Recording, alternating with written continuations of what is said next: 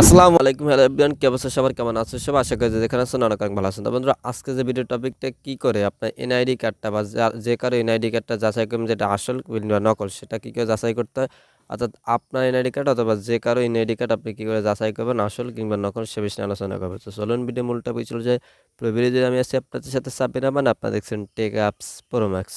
তো বন্ধুরা, এটা চেক করার জন্য যেটা করতে হবে, আপনার যে গুগল ক্রোম ব্রাউজার, সেই গুগল ক্রোম ব্রাউজার চলে আসবেন। তো আমি এখান থেকে গুগল ক্রোম ব্রাউজার চলে যাওয়ার পর সার্চ বক্সে লিখে দেবেন UPENSION গভ বিডি। তো বন্ধুরা, সার্চ দেওয়ার পর একদম প্রথম যে ওয়েবসাইট, এখান থেকে প্রথম ওয়েবসাইটে চলে যাবে। তো তারপর এটা গেছিল আপনাকে ডেস্কটপ মোড করে নিতে হবে। তো আমরা এখান থেকে যেটা করবো, এখান থেকে এই যে উপরে থ্রি ডট জায়গান, থ্রি ডট এখানে চলে যাবো। থ্রি ডট এখানে যাওয়ার এখান থেকে ডেস্কটপ সাইট নামে একটা অপশন আছে, এখান থেকে ডেস্কটপ সাইট এটা অন করে দেবো।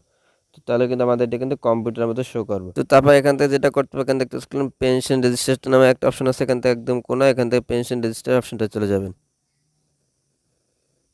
তো এই অপশনটা যাওয়ার পর এখান দেখতে পাচ্ছি আমি সম্মতি আছে, এখান থেকে এই অপশনটা দিয়ে দেবেন।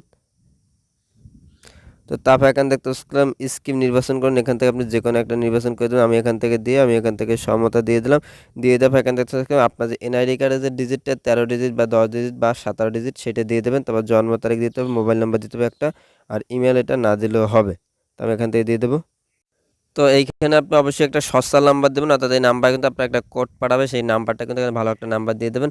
তো এবার কিন্তু দেখতেছিলেন ক্যাপচার যেটা আছে সেটা কিন্তু এখানে লিখতে হবে। তো এখান থেকে আমি কিন্তু ক্যাপচারটা ভালোভাবে বোঝা যাইতেছে না। তো এখান থেকে আপনি যেটা করবেন, এখান থেকে আবার নতুন ক্যাপচারের যে অপশনটা দেবেন, এটা দিয়ে তারা কিন্তু আবার নতুন ক্যাপচার দিয়ে দেবে আপনাকে।